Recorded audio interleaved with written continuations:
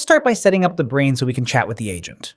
You're able to use most major LLMs such as Anthropic, Azure, AWS, DeepSeek, Gemini, Grok, Ollama, OpenAI, and more.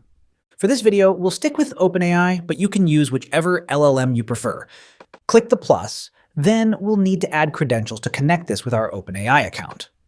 You might already have a subscription for ChatGPT. However, using OpenAI in an automated workflow utilizes APIs and therefore uses a pay-per-token billing structure instead of a flat monthly fee. For API access, we'll need to load our OpenAI account with a small amount of money and grab an API key to get started. Go to platform.openai.com, then log in or create an account.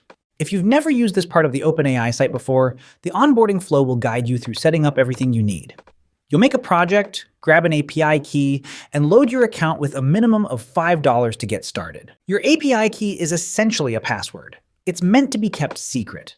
If anyone else learns your API key, they can access your OpenAI account and potentially use it for nefarious purposes, or use your credentials to get OpenAI access while you foot the bill. OpenAI will only share this API key with you once. So, copy it and store it somewhere safe, like a password manager app. Once you've gotten it written down, return to n8n and paste in your OpenAI API key, then save. Now, OpenAI's ChatGPT is connected as the brain of our agent. Let's try it out by saying hello. Click the Open Chat button and type a simple hello message to confirm that things are connected. If everything is working correctly, you should get a response to your greeting and a success message from n8n.